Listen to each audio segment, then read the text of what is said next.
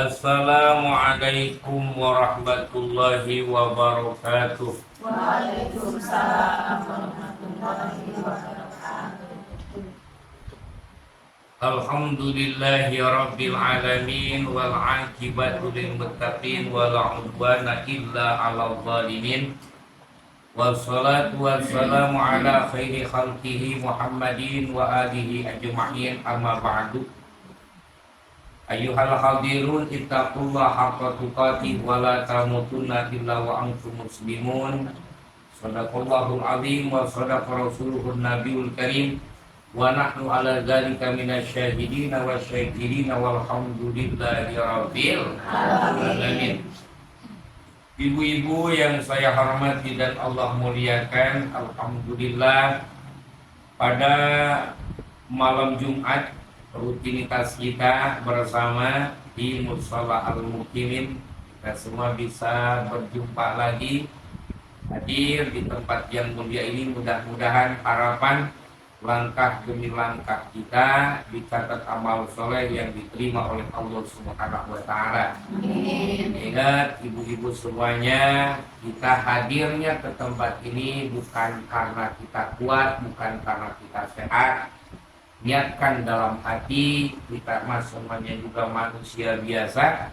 La haula wala quwata illa billah. Tidak ada daya, tidak ada upaya, tidak ada kekuatan kecuali dengan pertolongan Allah Subhanahu wa Ta'ala. Makanya kalaupun ketika kita dalam keadaan lagi sholat, ada hasrat dalam hati mau duha, mau tahajud, atau mau baca Quran, atau berbuat kebaikan yang lain-lainnya, jangan ada dalam hati itu, oh gua ini saya nih, jangan. Karena kenapa? Gerak-geriknya kita, langkah demi langkahnya kita, hal kita, perkara kita, semuanya juga Allah. Allah semuanya juga. Kita datang ke sini digerakkan sama Allah. Kita sholat digerakkan sama Allah. Kita puasa digerakkan sama Allah. Kemudian kita duha digerakkan sama Allah. Kita tahajud digerakkan sama Allah. Kita baca Quran digerakkan sama Allah. Semuanya juga Allah. Rajinnya dari Allah, pintarnya dari Allah, malesnya pun ya dari Allah. Ya tapi males mah jangan dikhususkan kepada Allah, itu mah kembali lagi kepada diri kita. Karena kenapa? Karena di dalam diri kita itu ada akal, ada nafsu. Yang jelek-jelek itu jangan kepada Allah. Kalau yang baik-baik harus kepada Allah, sesuai khairihi wa syarihi. Qadarnya Allah, qada dan qadar Allah itu khairihi wa syarihi, baik buruk kan dari Allah, kan begitu. Tapi yang baik mah harus kepada Allah, yang jelek mah jangan. Kenapa? Itu mah dari kebodohan kita. Karena Allah sudah titipkan kepada diri kita ilham, ada bisa memilah dan memilih mana yang baik dan mana yang buruk, kan begitu. Kalau misalnya yang dikedepankan nafsu, ya timbulnya malas, gak mau ibadah, gak mau sholat. Nah kembali lagi kepada yang tadi, kenapa? Jangan ada di dalam hati kita itu, oh ini saya, oh ini gua, misalnya sholat, duha, tahajud. Nantinya kalau seperti itu bakal melahirkan timbulnya sombong. Orang yang duha bakal timbulnya merasa paling duha nanti. Orang yang tahajud timbulnya merasa paling tahajud. Orang yang puasa Senin Kamis timbulnya datang merasa paling puasa. Orang yang baca Quran timbulnya yang ada datangnya merasa paling Quran. Nah itu yang jadi masalah begitu.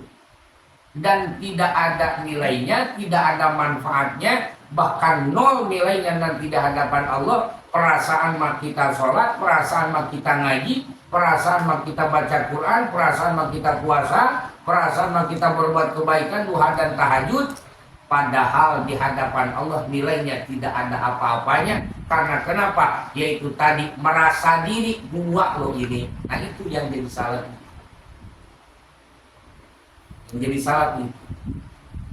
Makanya yakinkan dalam hati, kita semua hadir ke tempat yang mulia ini, ini tidak lepas daripada kudrat iradat Allah Subhanahu wa Ta'ala. Bahkan diantaranya ibu-ibu sekalian, sebelum Allah menciptakan alam dunia ini, dalam jangka 50.000 tahun lagi, itu bukan waktu yang sebentar. 50.000 tahun lagi sebelum Allah menciptakan alam dunia dan sebelum menciptakan manusia 300.000 tahun lagi. Kan jaraknya jauh. Nih seperti ini sudah ada catatannya. Kita bakal dikumpulkan di musola ini udah ada catatannya. Makanya tidak ada hal yang kebetulan. Tidak ada sesuatu yang kebetulan. Semuanya juga takdir Allah. Yang salah takdir Allah. Nah, apakah takdir ada yang bisa dirubah? Ada. Takdir Allah ada yang bisa dirubah dengan doa.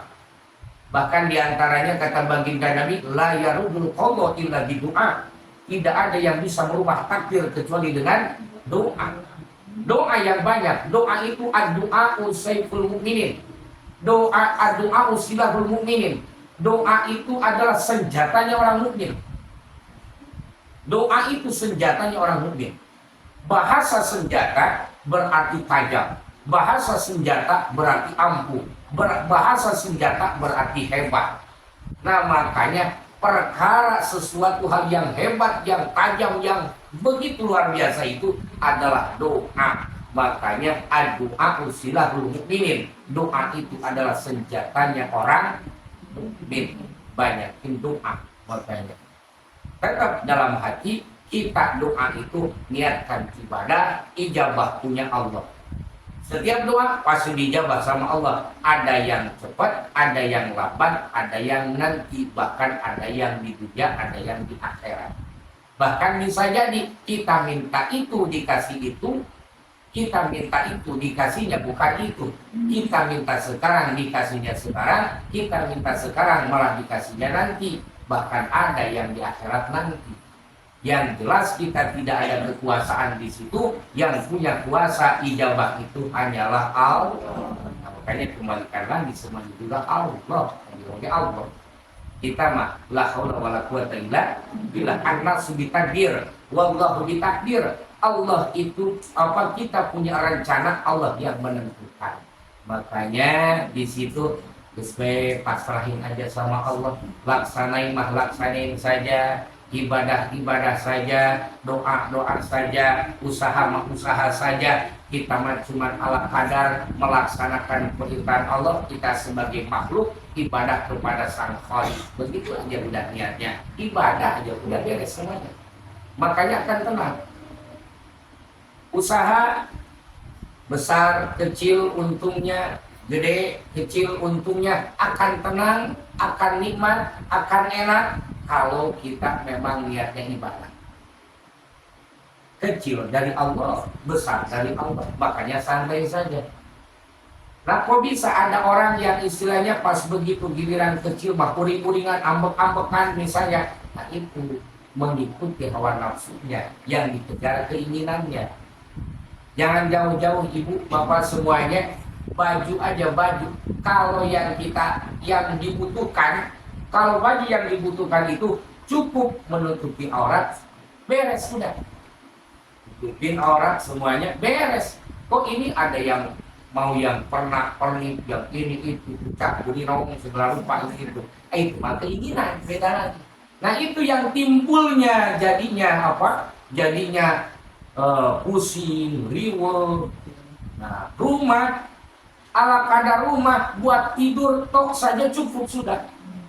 Sudah dipenuhi sama Allah itu kebutuhan kita itu sudah. Makanya Allah itu memenuhi kebutuhan manusia. Sudah terpenuhi semuanya itu sudah.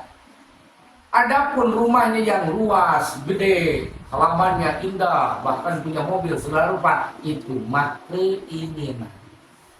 Yang berarti jelas, yang bikin kita pusing, yang bikin kita ribut, bahkan kita mabuk sampai muntah, keinginan. Keinginan itu mah beda lagi. Nah, kayak alhamdulillah kita semua bisa berkumpul bersama. Mudah-mudahan kita berada di dalam ridho Allah Subhanahu wa Ta'ala. Kan diantaranya di dalam kitab Nasro'ul Ibad, ikmalul akli, yang sempurna akal itu mana? Ittiba'u ridwanillahi ta'ala wazkina usahati. Jadi orang yang termasuk sempurna imannya itu adalah yang mengejar ridhonya Allah, yang menjauhi murkanya Allah. Itu sempurna akalnya. Nah, makanya mudah-mudahan di sini ada ridho Allah. Amin ya Allah ya Rabbal alamin. Kemudian dalam kesempatan ini saya akan membahas di antara hadis baginda Nabi Muhammad SAW dari Syekh Ibrahim Al-Alqamah, dari Imam Al-Alqamah, kemudian dari Imam Abdullah bin Mas'ud radhiyallahu ta'ala anhu, qala Rasulullah sallallahu alaihi wasallam. Kata baginda Nabi Muhammad sallallahu alaihi wasallam, man ta'allama baban minal ilmi yuntafa'u bihi fi akhiratihi wa dunyahu aqahullahu khairan lahu min umuri dunya sab'ata alafi sanatin siyama nahariha wa qiyama layaliha maqbulan ghairu mardud. Kata baginda Nabi Muhammad SAW, barang siapa yang ngaji satu bab, misalnya tentang Bismillahirrahmanirrahim, betapa hebatnya Bismillahirrahmanirrahim kalau kita amalkan. Kemudian khasiatnya Bismillahirrahmanirrahim itu sebelum tidur kita baca 21 kali, maka Allah akan menjauhkan, menyelamatkan kita dari godaan setan. Rumah kita akan dijaga sama Allah dari orang-orang yang zalim, orang yang nyolong. Kemudian akan dijauhkan dari mati kaget, akan dijauhkan dari mara bahaya. Tentang Bismillahirrahmanirrahim misalnya kita amalkan, atau misalnya kita menerangkan tentang Alhamdulillahirabbil alamin. Setiap kita melakukan sesuatu hal yang baik, maka akhiri dengan Alhamdulillahirabbil alamin. Atau menerangkan tentang doa sebelum tidur, harus doa sebelum tidur selain daripada bismillah. Kemudian mau makan baca bismillah, sudah makan baca alhamdulillah. Nah, ngaji man ta'allama, barang siapa yang ngaji baban satu bab, kemudian yuntafa'u bihi, diamalkan. Ini kan yang penting diamalkan. Ibu bapak semuanya tahu tentang bismillah itu hebat, tahu itu baru jadi ilmu saja. Itu baru jadi ilmu dan belum terasa manisnya. Kalau ingin terasa manisnya itu kalau sudah diamalkan. Terangkan tentang bismillah, oh tahu pahalanya, oh tahu khasiatnya, tapi pas begitu giliran waktu mau tidur, kagak pernah baca bismillah. Banyak yang begitu. Ilmu mah banyak, makanya seringkali saya sampaikan, ngaji mah kemana-mana. Ilmu dapat, alhamdulillah, bahkan sampai dicatat. Oh, dicatat minggu kemarin ceritain ini. Pas begitu giliran sehari-hari, kagak ada yang diamalin 1 juta. Kagak ada yang diamalin 1 juta. Nah, kalau orang yang ngaji ilmu kemudian diamalkan, nah maka yuntafa'u bihi fi akhiratihi wa dunyahu aqahullahu khairan lahu min umuri dunya sab'ata alafi sanatin siyaman nahariha wa qiyamal layaliha maqbulan ghairu mardud. Maka orang itu mengamalkan satu ilmu, satu bab, ngaji satu bab kemudian diamalkan, itu Allah akan memberikan kebaikan. Allah akan memberikan kebaikan yang mana kebaikan itu lebih bagus daripada umur hidup di alam dunia sampai 7.000 tahun. Kita berapa umur 7.000 tahun? Orang yang mengamalkan satu ilmu, satu bab, diamalkan. Kemarin menceritakan tentang Bismillahirrahmanirrahim, bahwa sebelum tidur itu baca 21 kali. Kita amalkan misalnya. Nah, maka itu lebih afdal, lebih bagus daripada kita hidup dalam dunia bahkan sampai 7.000 tahun. Amalkan makanya. Yang paling penting itu pengamalan. Gak usah banyak hafalan, yang penting pengamalan. Kalau mau bertahan, ya bertuhan. Jangan cuma usaha, tapi juga usoli. Kalau kita mau berkah dalam kehidupan, amalkan. Nah, kemudian yang 7.000 tahun itu siaman nahariha wa qiyaman layaliha makbulan ghairu mardud.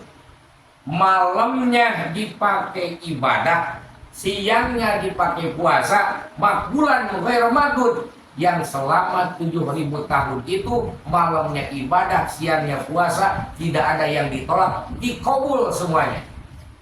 Nah, walaupun dikabul ibadahnya, puasanya, tengah malamnya, tahajudnya, duhanya misalnya, yang selama dalam jangka 7.000 tahun itu tetap dibandingkan dengan orang yang mengamalkan ilmu satu bab saja, abdolan orang itu.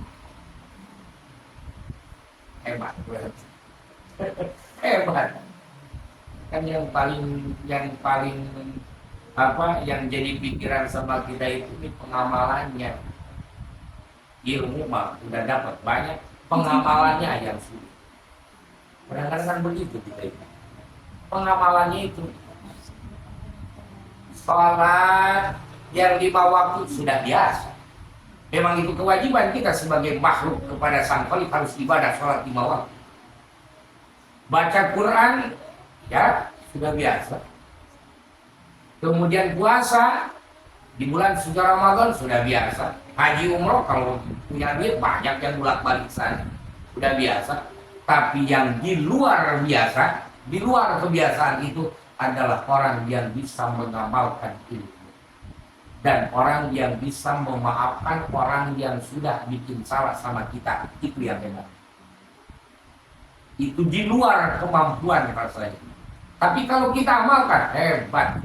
Orang padahal bikin jengkel sama kita, orang itu selalu ngomongin kita, orang itu suka bikin pula saja.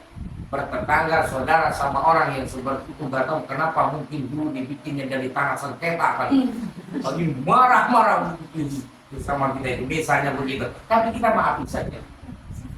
Orang yang hebat itu adalah orang yang memaafkan orang yang sudah berbuat salah sama kita. Nah, kita bisa apa enggak seperti itu? Kita mau pasti ngelawan. Kalau enggak kita doain masuk kamar mandi, leweh di kamar mandi. Kalau enggak masuk kamar, leweh aja. Kenapa mah? Cuma dikatain sama si Ono. Orang yang hebat mah bukan begitu. Orang yang hebat mah tahan emosi, sabar. Sabar itu kan benteng. Kita bangun benteng kita supaya lebih kuat. Gak apa-apa, sabodo amat, sabodo teing, terserah lu mau ngomong apa juga, karena jelas orang yang hina, mencaci, memaki, merendahkan kita, menghujat kita, ibarat seperti buah busuk yang ada di pohon. Gak usah digoyang-goyang pohonnya, gak usah dipetik buahnya, nanti juga bakal jatuh sendiri.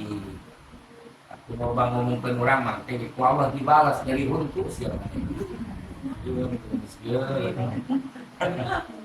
Nah, makanya kembali lagi, ilmu itu yang paling hebat itu kalau sudah diamal, mudah-mudahan semuanya bisa mengamalkan. Tadi kita baca sholawat, lanjutin sholawat, baca sholawat. Kita misalnya gak jadi masalah, gak usah malu-malu atau gimana. Sebelum lagi di mana aja lagi ngobrol atau misalnya atau malu pakai yang cakre gitu atau yang digital itu, misalnya ngobrol lagi, misalnya track, Muhammad, nggak apa-apa begitu. Mengisi kekosongan, atau misalnya pas begitu dilihat sudah 1.000, alhamdulillah, misalnya sehari ganti lagi.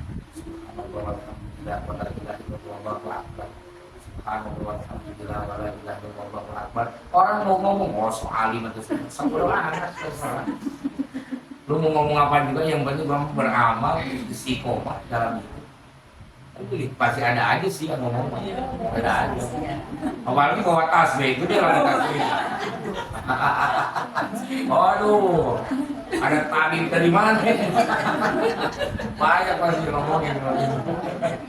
Aku sabar amat, aku ngumpet-ngumpetin, lu itu pakai yang seperti kita bawa saudara. Aku Bismillah, Bismillahirrahmanirrahim, Bismillahirrahmanirrahim, Bismillahirrahmanirrahim. Kata Astagfirullahaladzim, Astagfirullahaladzim, Astagfirullahaladzim. Pengamalan. Kemarin kita ziarah, alhamdulillah. Kenapa orang yang sudah meninggal, menurut kasat mata kita itu sudah meninggal? Pada ada keterangan yang lain bahwa para wali Allah itu bukan meninggal, tapi pindah alam. Menurut kita orang awam meninggal. Orang meninggal kenapa banyak yang ngeburu ke situ? Apa? Mengamalkan ilmu. Itu gitu. Bisa mengamalkan ilmu. Makanya orang kalau hebat bisa mengamalkan ilmunya itu, kalaupun sudah meninggal itu seperti yang hidup. Banyak yang datang, banyak yang ziarah, itu barokah ilmunya. Kita masih hidup sudah kal mayit seperti orang yang modar gitu. Masih hidup sudah kayak orang yang modar gitu.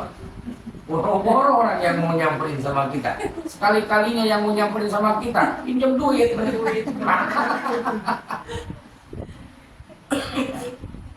ya begitu. Makanya amal, beramal yang hebat, pengamalan. Itu tadi, mengamalkan satu bab saja, mengamalkan ilmu satu bab saja, maka lebih Allah akan memberikan kebaikan dalam hidupnya itu 7.000 tahun. Siangnya puasa, malamnya ibadah, dan makbulan ghairu mardud, diterima, tidak ada yang ditolak ibadah. Saya sudah tahu nih ilmu tentang bismillah itu tadi. Sebelum tidur baca 21 kali, amali. Oh, baca sholawat tadi, lanjutin baca. Tadi itu kan baca sholawat umi itu yang kita baca setiap malam Jumat atau hari Jumat itu kan seharusnya 80 kali. Tadi kan dibacanya 40 kali. Karena setengahnya, lanjutin sudah 40 lagi. Tanggung nih misalnya mau 100-in aja, tambahnya berarti 60, tambahin. Itu pengamalan namanya. Nah kemudian an Ibrahim an Alqamah an Abdillah radhiyallahu anhum. Kemudian dari Syekh Ibrahim dari Alqamah an Abdillah radhiyallahu anhum. Qala Rasulullah sallallahu alaihi wasallam, kata baginda Nabi begini. Qiraatul Quran a'malul mukaffina.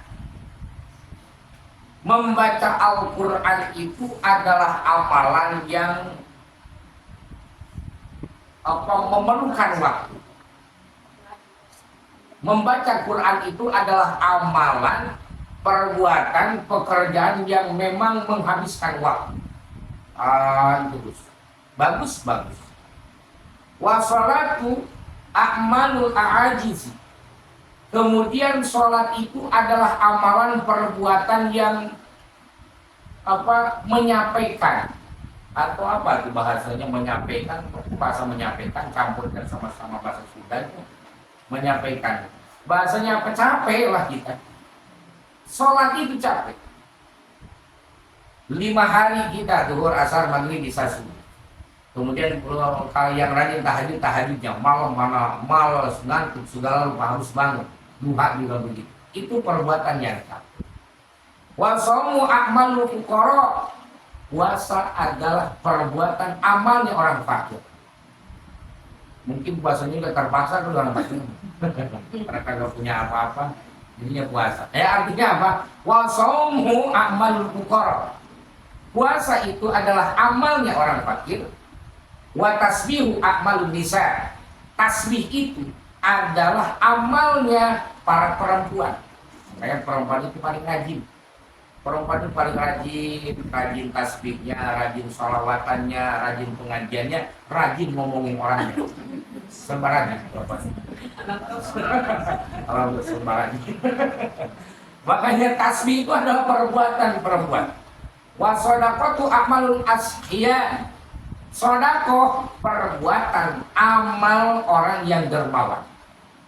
Kemudian wa tafakur amalul du'afa. Tafakur, mikir-mikir, tafakur itu adalah perbuatan orang-orang kaum du'afa. Tafakur du'afa, orang lemah. Du'afa itu selalu tafakur. Dan kadang-kadang suka jadi ta'amul, cita-cita. Jalan ke sana ke sini nunduk ke bawah, siapa tahu ada emas jatuh.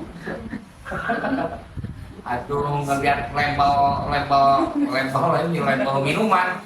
Kalau di bawah motor atau di bawah sepeda atau lagi jalan, kelihatannya uang 50.000 kayaknya. Pas itu dilihat, bukan. Oh, kadang-kadang ada plastik snack yang warna merah, kelihatannya duit 100.000 kayaknya itu. Itu kan saking kolonnya begitu. Nah, tafakur itu adalah amalnya, perbuatannya orang du'afa. Ala adulukum ala a'mali afdali. Nah, kata baginda Nabi, ingat, aku kata baginda Nabi untuk menunjukkan kepada kalian, berbuatlah kepada amal perbuatan yang afdal, perbuatan yang gagah, perbuatan yang hebat. Gila ya Rasulullah, para sahabat bertanya. Tadi kan disampaikan, baca Quran perbuatannya memang menghabiskan waktu. Kemudian sholat itu adalah perbuatan yang sangat capek lah, bisa dikatakan. Puasa itu adalah perbuatan orang fakir. Tasbih amalnya perempuan. Sedekah amalnya orang-orang yang dermawan. Tafakur adalah amalnya orang-orang yang du'afa, yang lemah. Tapi baginda Nabi memerintahkan, ingatlah kata baginda Nabi, kalian harus menjadi orang-orang yang gagah, punya amalan orang yang hebat, punya amalan orang yang gagah. Nah, disampaikan di situ para sahabat bertanya, ya Rasulullah, wa ma a'malul abtal? Apa perbuatan yang gagah itu ya Rasulullah? Kata baginda Nabi, talabul ilmi, mencari. Orang yang mencari ilmu itu amal yang hebat. Duduk itu pahalanya sama seperti lebih afdal daripada 1000 rakaat. Duduk saja. Ibu-ibu dari tadi duduk saja di sini itu sudah punya pahala sama seperti 1000 rakaat. Saya dari tadi ngomong mulu, itu mau ngerak dari tadi. Saya mau ngomong, ibu duduk doang duduk. Bilang dengerin aja gini doang, tapi pahala yang gede, gedean ibu-ibu malah. Saya mah gak tahu, ada pahala sama enggaknya. Oh, tapi mudah-mudahan ada pahalanya. Karena kenapa? Fa innahu nurul mukmin. Ilmu itu adalah cahayanya orang mukmin. Beda pokoknya orang yang berilmu dengan orang yang tidak berilmu. Entah itu ilmu dunia ataupun ilmu akhirat, beda. Si Kabayan dulu, si Kabayan ini dari Sumur Pasti mau ke Kenaiban. Tahu kan si Kabayan dulu ada gak? Si Kabayan, kata si Kabayan begini, Bang, dari sini ke Kenaiban naik beca berapa? 10.000 katanya. Yaudah naik si Kabayan. Pas begitu nyampe portal Kenaiban, dibayar 5.000. Kabayan kenapa ngasih 5.000? Kan lu naik katanya. Kata si Kabayan. Itu yang betulnya. Kan lu naik. Kalau lu gak naik ya dia saya bayar 10.000. Kan lu nya naik. Ikut katanya.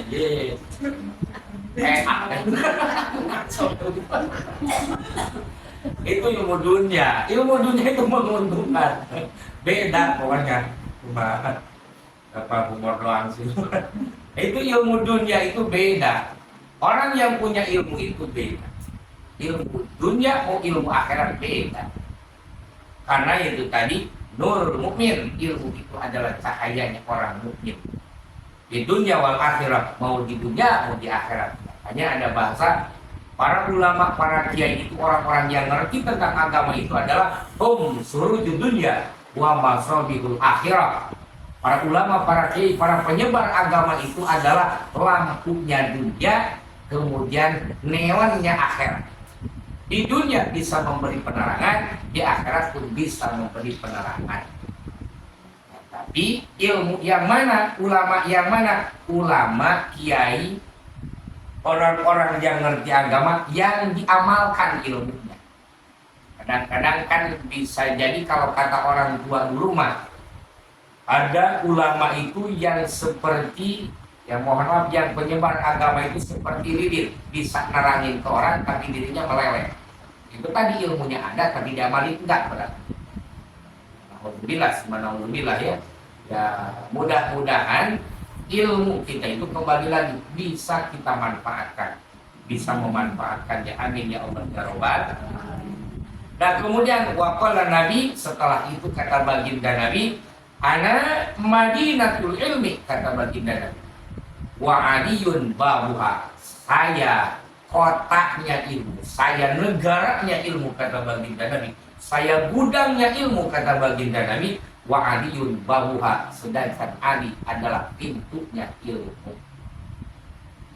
Datanglah, timbullah, lahirlah ucapan seperti itu, kata baginda Nabi. Maka oleh karenanya kata baginda Nabi, ana madinatul ilmi wa aliyun babuha, saya gudangnya ilmu, sedangkan Ali adalah pintunya ilmu. Di Sayyidina Ali ilmu apa yang tidak ada? Di baginda Nabi, mohon maaf lahir batin hadirin kaum muslimin, saking hebatnya ilmu yang Allah titipkan kepada kita umatnya, ibarat seperti dari laut dicelupin tangan jari, set dari laut ada tetesan itu.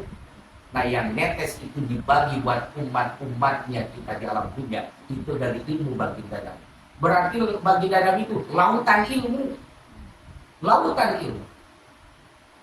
Baginda Nabi mampu untuk menciptakan pesawat, mampu untuk membuat tank wajah, mampu untuk bikin gedung segala rupa, mampu baginda Nabi itu. Karena kenapa? Ingat bahwa umatnya baginda Nabi, kepintaran yang ada di umatnya baginda Nabi itu cuma satu tetes dari lautan yang disebar, dibagikan lagi ke banyak orang. Itu cuma setetes dari kepintaran dan ilmunya baginda Nabi Muhammad SAW. Mau siapa ke orang yang arsitek apa kita terserah, pokoknya kepintarannya sehebat apapun itu tetap cuma sedikit dari kepintaran baginda Nabi Muhammad SAW. Makanya hebat baginda Nabi. Saya kan pernah baginda Nabi, kata Allah begini, hai Muhammad, langit ini punya siapa? Punya engkau ya Allah. Bumi punya engkau ya Allah. Lautan punya engkau ya Allah. Bulan, bintang, matahari, semua isi yang ada di muka bumi ini, di jagat raya ini punya siapa? Wahai Muhammad, kata baginda Nabi, punya engkau ya Allah. Kata Allah begini, sekarang begini, hai Muhammad, kamu punya siapa? Tiba-tiba baginda Nabi datang hawa panas, kaget baginda Nabi pas begitu. Allah bertanya seperti itu. Kemudian wahai Muhammad, engkau itu punya siapa? Seketika baginda Nabi pingsan lagi.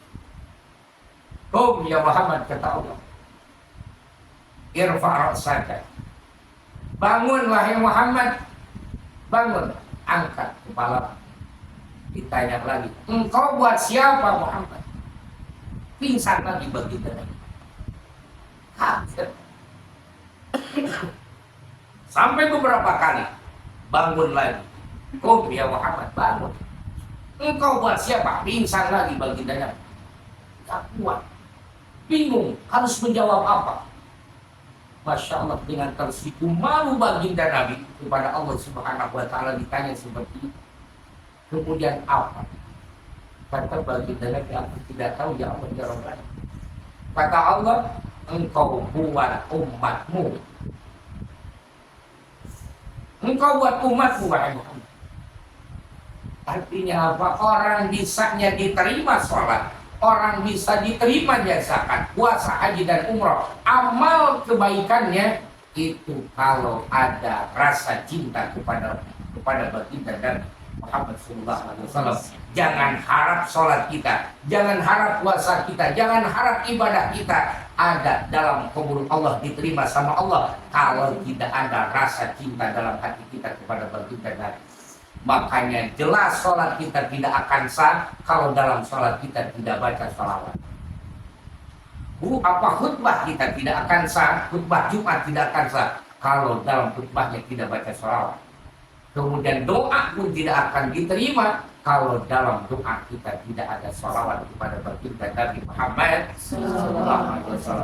Makanya mudah-mudahan dengan wasilahnya, dengan syariatnya, dengan sebabiahnya kita membaca sholawat kepada baginda Nabi Muhammad SAW, dengan karomah dan barokahnya sholawat kita kepada baginda Nabi memang didasari dengan rasa cinta memuliakan, mengagungkan baginda Nabi. Mudah-mudahan doa kita dijabah sama Allah Subhanahu wa Ta'ala. Itu saja mungkin yang bisa disampaikan. Mudah-mudahan walaupun ala kadarnya ada manfaatnya, nanti kita sambung lagi dengan waktu, dan mudah-mudahan dalam keadaan sehat walafiat, dimudahkan rezeki dan milik Allah Subhanahu wa Ta'ala, keluarga sakinah mawaddah warahmah. Rabbana la tuzigh qulubana ba'da idh hadaytana wa hab lana min ladunka rahmatan innaka antal wahhab. Rabbana atina fid dunya hasanah wa fil akhirati hasanah wa qina adzabannar. Sallallahu alaihi wasallam Muhammadin nabiyyi wa alihi wasallam. Bi subhana rabbika rabbil izzati amma yasifun. Salamun alal mursalin walhamdulillahi rabbil alamin. Kurang dan lebihnya Muhammad. Assalamualaikum warahmatullahi wabarakatuh. Waalaikumsalam.